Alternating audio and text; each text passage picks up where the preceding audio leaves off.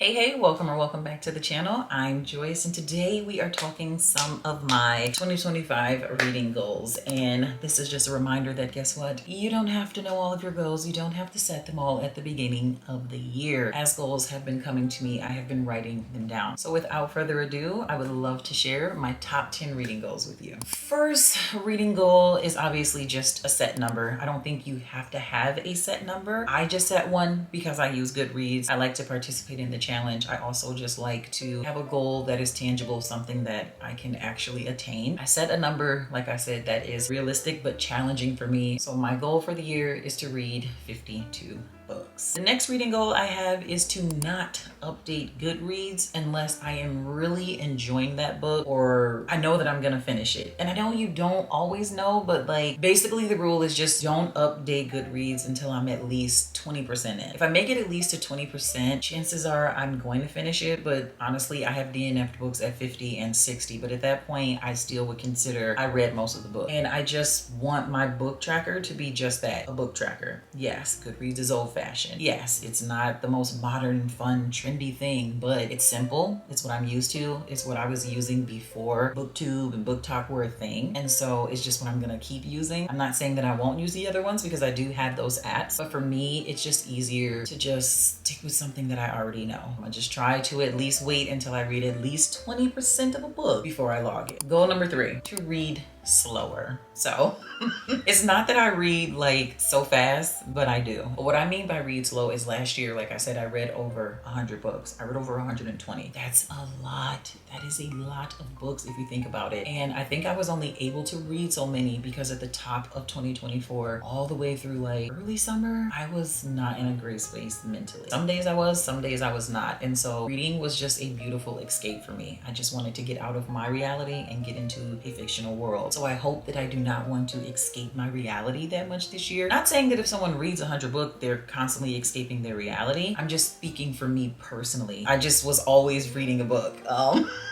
So this year I want to go back to the days where I would read a book, take a few days in between to sit with what I learned, not rush to another book. I'm not against reading 100 books, so don't think that's the case. I'm not against reading more. I love that for anybody who attains that goal. I loved that for me. That was wild. I never, ever imagine that I could read that many books in a year, and I am proud of that. But this year I do want to be intentional to just read a little bit slower, really just stay immersed in what I'm reading, not be thinking about the next book, take time if I need to after I read a book to just sit with it like I used to do before. So yeah, I'm not gonna actually read the book slow because I just can't. I've just read so much in my life. I'm just naturally a fast reader, but I don't want to just rush to the next book, if that makes sense. So this one I'm actually really excited about, and it is to read more Christian books. So I already talked about it in my last video how I really want to read a Christian thriller. I want to read at least 2 nonfiction Christian books and then at least 1 Christian fiction book. I'm very excited to do this. I've already been doing research as to what books I want to read. I've been saving them on Goodreads, so if you follow me there, love that for us. I do add everyone at this time. I don't want it to feel very social media, like I don't need all these friends on there unless we're active. So I think going forward, I'll probably start to be more intentional with that. Like if we don't read the same books, probably just won't add as a friend because I adore communicating and talking to the people that I am friends with. I have loved it. Thought it would be really weird at first because I never used to share my Goodreads, but I'm actually really enjoying it. I've noticed like some booktubers, they'll have like the max friends, like 5,000, and I'm just like, fine, for them, that's everyone's preference. But for me, this is just such a beautiful thing for me. I love reading. I love talking about books. And so just like anything else in life, I just want that space to be very intentional. And I don't know how we got all off on like requesting me on Goodreads, but anyway, if you have recommendations, please drop them in the comment section below, and then I can always look it up and add it to the TBR. This next one is a really fun one too. So it is to read a book outside of my comfort zone. And I know which book I'm gonna read, but before I share what book it is, I just want to give the why. It's just nice to step outside your comfort zone because then you get to expand your reading taste and learn more about what type of books it is that you like to read. I have actually found some books that I have really enjoyed enjoyed in genres that are not my primary genre. So like Antibot. I loved Antibot. Kept thinking about it. I still think about it sometimes. One day I decided to step out of my comfort zone and I read The Silent Patient. Fell in love with that book. Also, The Hunger Games. That was one of my favorite books of 2024. I am not a dystopian girl, but I ate The Hunger Games up. I'm even into fantasy now. I'm getting into it, you know, because of Fourth Wing. That was my first fantasy book. I ate it up. Nonetheless, the book that I want to try this year outside of my comfort zone is going to be none other than the Throne of Glass series. Now, calm down. I don't know if I'm gonna read all of the books. The goal is to read at least 2. So the Assassin to Blade and then the first book, which is Throne of Glass. So I'm gonna attempt to read those 2, see how that goes for me. And then if I enjoy the experience, I'm feeling the vibes, and I will go ahead and I will continue the series. The next goal is to read 4 nonfiction books. So last year I set a goal to read 12 and I did not read 12. It was only 2 of my reading goals that I did not succeed in, which was that one and to read a dark romance. I'm still not interested in reading a dark romance this year, but I was last year. I just didn't get to it. Anyway, nonfiction. I want to read 4 because that's 1 per quarter. Nonfiction books are so important to me. It's how I grow as a person. They help me to mature, expand my mind. They help me to heal, or they give me a better perspective. I love personal development. I don't think you need to do it all the time. I think that can also be kind of damaging. It can, because then you'll be thinking all these things are wrong with you. And so I think you have to learn how to balance it. You know, not all the nonfiction books that I read are about personal development. I love to learn. I am a student of life. My daughter has autism, which, you know, if you've been here for a while, if you don't know, how you do. So I have 3 children. My youngest daughter, she's on the autism spectrum. And so I love to read books to teach me about how to be a better parent to her, how to understand and see life through her eyes. I also like to read books about anxiety or diet or budgeting. So they're not always just like personal development. Christian book is another book, you know, that feeds me spiritually. And so yes, I am a fan of nonfiction. I know a lot of girlies that read fiction. They are not, but I am not one of those girls. I love nonfiction. I will always love nonfiction. Last year, I think I only read 3, which is fine. 3 is good, but 4 is better. So I'm aiming for 4 this year. This next one is a fun one because last year, I tore it up. So this next one is to read at least 20 books from the physical TBR, okay? Drum roll, please. Okay, so last year I read somewhere between 50 and 55 books off this bookshelf. Stop playing with me.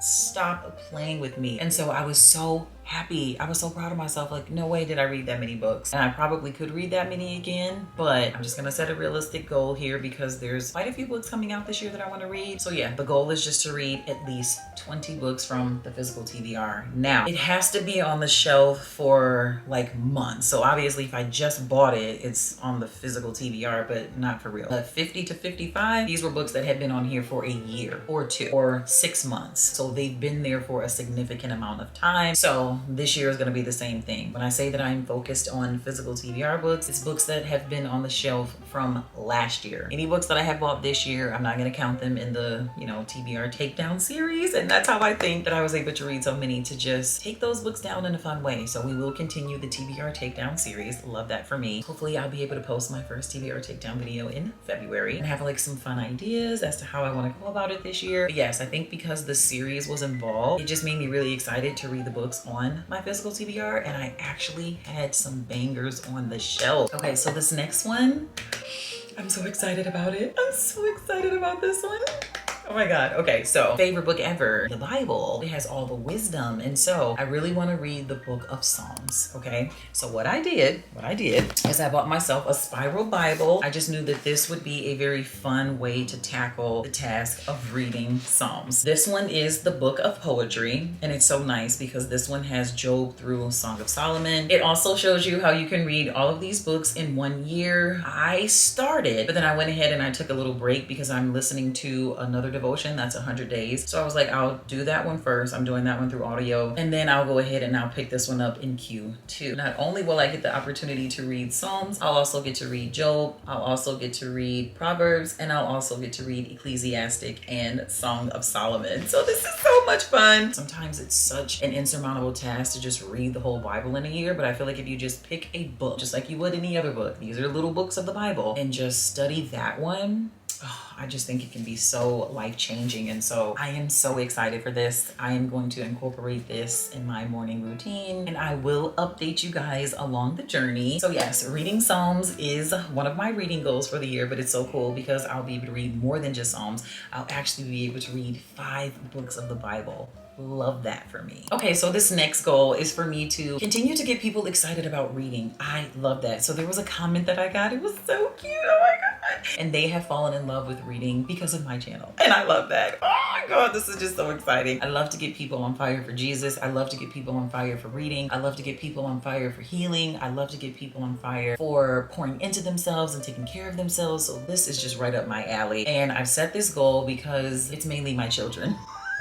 I want my children and my family and like some of my friends to just like read a book so that I can talk about it with people in real time. That is why I love buddy reading. That is why certain booktubers, if I connect with them, I have no problem buddy reading with them because it gives me the opportunity to talk about these books with fellow book babes who love reading just as much as I do. And so the goal is just for me to get at least 3 people to read a book this year. Or if they don't want to read it physically, I would love to get them to sign up for Libby and do like an audiobook or something like that. I just want to keep inspiring people and getting people fired up to read. So the last goal is actually a fun one, and it is for me to reread a favorite book. I have recently been rewatching shows that I've absolutely loved. So I want to experiment with that. Will I still have that same 5-star or 6-star or whatever experience with this book, or was it just at that time? I don't know which book yet. Last year I set a goal to reread a book and I did. The second time I read it, I was able to have a better experience with the book. With reading a favorite, it'll just give me that same experience like when I watched a TV show where it's just like turns into like a comfort read, you know? So I'm really excited to reread one of my favorites. But those are my 10 reading goals for the year. But I do want to share just like 2 little side ones. These are not reading goals per se, but they are surrounding, you know, reading. So I do want to get new bookshelves. Listen, I have stacks of books on the floor. You cannot see them, but the shelf is just full. You got books on top of books. It's just a lot going on. So I do want to get new bookshelves. And I also want to get a new reading journal, which sounds crazy. You guys, if you've been here, you know I just got this journal last year and I love it. I did my little coloring spread and I love my coloring spread. I'm really bummed out about this, but I'm not gonna sit here and lie and say that I'm not annoyed about this strap being broken. So Lily, the little one, my little babe, she broke it. I don't know how, I don't know when. If you know how I can fix this and save the reading journal, please let me know. Please drop it in the comments. It's like the elastic band and you see how it came out from here. Hopefully you guys can see, but yes, it came out from here, the elastic band. So I'm sad and it's driving me nuts. I was like, oh, it's no big deal. I can still just use the book. I'm lying to myself. It's a big deal and I cannot use this journal. And I'm just like, I haven't even did my 2025 spread because of this. I'm like, if I can't fix it, I'm just gonna get a new one and start fresh. I don't have that many spreads. I don't want that many spreads. I feel like if it's too much going on, if it's too much of a task, I'm not gonna keep up with that. I wanna be realistic and again, intentional with everything that I do. And so although those are beautiful, they're really pretty. Love everyone else's. Wish I was that girly. Ooh, I really wish I was, but I am not. So mine's is very basic, it's very simple, it's very straight to the point. So yeah, if there's a way that I can save this, let me know in the comments. If not, I'll be buying new bookshelves and a new reading journal. That is it for today's video. I hope that you guys had fun. I hope that you guys feel inspired to set some reading goals. If you haven't, if you were like me and it's like, dang, it's almost February and I still haven't thought about reading goals, it is not too late. You can do it in February. You can do it in March. You can do it in August. It does not matter. Take some goals off. We add new goals. And so you're still fine to set some. If you feel comfortable and you want to share a goal that you have for 2025 in the comment section down below. Thank you guys so much for watching and subscribing and sharing. And oh, I just love this community that we have created. God, you guys just don't know. I love this community. I love you guys. I'm grateful for you guys. I hope that you guys are doing well and that you are prioritizing self-care. And I will see you guys in the next one. Bye. Now I am so excited. There's so much promo for Onyx Storm. It's like, how can you not be excited? Like I already knew I was gonna read it, but I was like, oh, I'll just read it whenever. I don't need to read it when it comes out. Now I'm just like, I'm probably gonna read it this month or in February.